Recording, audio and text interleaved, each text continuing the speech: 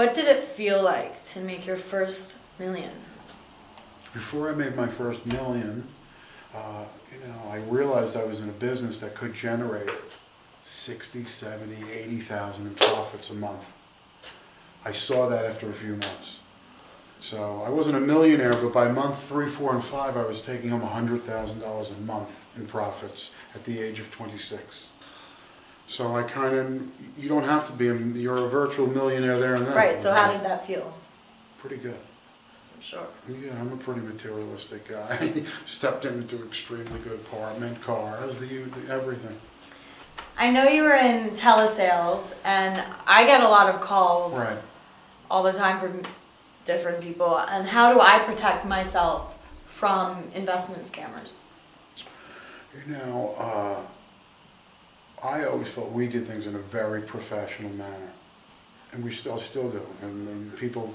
Number one complaint people have at home or at work is that they're disrupted by these phone calls. Mm-hmm. So it's not something people like, As a consumer, I would say be very wary, careful, have the company checked out, and be conscious of what you're doing. I would not be one so quickly to jump at something like that. Mm-hmm. The way we go about it, though, as I've mentioned to you, is a complex in terms of the first introductory call, literature being sent out, follow-up calls, and a very detailed explanation of what we're doing. That's the key. So how many calls until you actually closed a sale? Well, it could be 2, 3. It could be 2. Mm-hmm. But there's always an initial introductory call that's not a sales call, mm-hmm. and literature sent out. There's a difference between people who do this in a shabby way and people who do it very well. Clearly. Mm-hmm. So who were the major players when you started at Stratton Oakmont? Me. Just you? Honestly, yeah. When I came to Stratton, it was Jordan and a group of 10 young guys.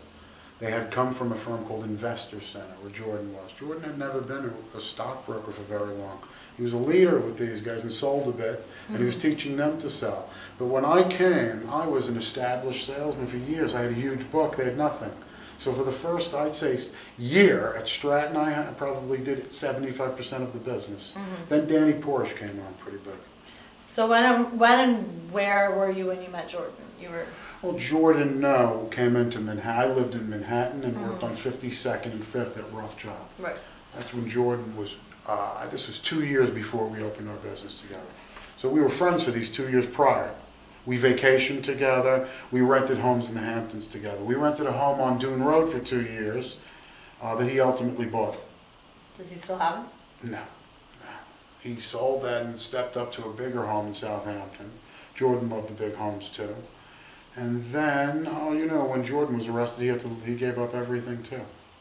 So, how far into your relationship was it that you decided you wanted to go into business together? We knew each other for, I'd say, 2 years. But were you speaking during those 2 or 3 years absolutely.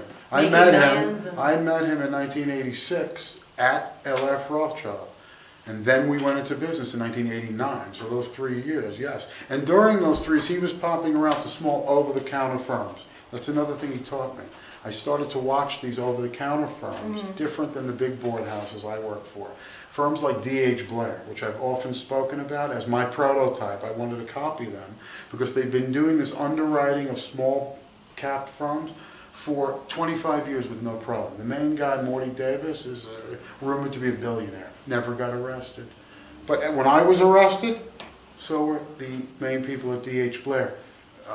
His son, Morty's son-in-law. So what it showed me was they allowed it for years, and now they decided that they're going to arrest. They arrest in this year. And we were caught up in that. Where's Morty now? Morty is retired and very wealthy. Must be nice, Morty. Yes. So the movie deals with a lot of incidents, for lack of a better word, that happened after you left Stratton. So you only spent 2 years at Stratton. Why did you leave Jordan at Stratton? What happened? Jordan and I were very good friends before we opened Stratton. When I joined him, I was coming over as an accomplished salesman. And I think he recognized that. He promoted that to all his guys. They were happy to see me. I had an agreement with Jordan when I ultimately bought 25% of his business there. rather than opening the office in Manhattan where we were going to be 50-50 partners on both. Why didn't that happen? I said, let's just go with you here on Long Island. I'm here, I'll sell. I envisioned myself as being the top salesman. I could possibly make more than he could. Okay. We had some disagreements. I didn't like the way it was going with him at the helm completely. Was he... And I left. Overshadowing you? No, I don't believe that that was it. But I just believe I was not comfortable after a period of months, you know, as I thought I would be. And did you not talk for a long time after that? We did not remain friendly. And I was a bit bitter because I put a lot into it. We really did. It was 2 years. I could see we were going to make an enormous amount of money, which we already did. I made a few million with it. But I was upset that I wasn't going to participate, but I felt I had no choice but to leave. I always loved him as a friend. He's flawed, like all of us, as I am. So Mark. Yes. There's a little math I don't understand here. Why did Jordan only got 2 years in federal prison and you got almost 5? How did that happen? I'll tell you how the federal system works. And every case is different.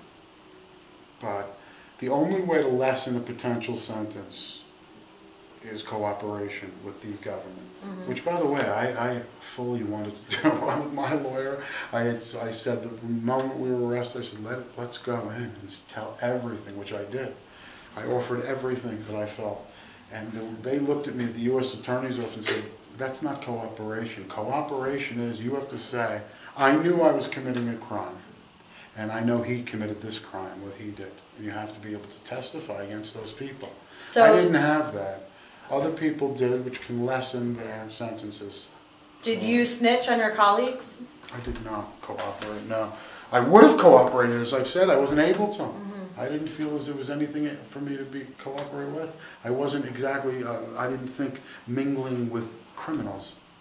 Hi, I'm Isabelle Dungan and I'm here with Mark Hanna. If you'd like to tune into his radio show, Mark Hanna's World, go to nytalkradio.net. Hey Mark. Yes, Isabelle. You like speaking publicly, don't you? Well, I've had to do it in my career for years, and I still do. Yes, it's important, it's necessary. Well, viewers, Mark is available for speaking engagements. If you would like to contact his agent, you can email him at wesleyleealan@aol.com. Good idea.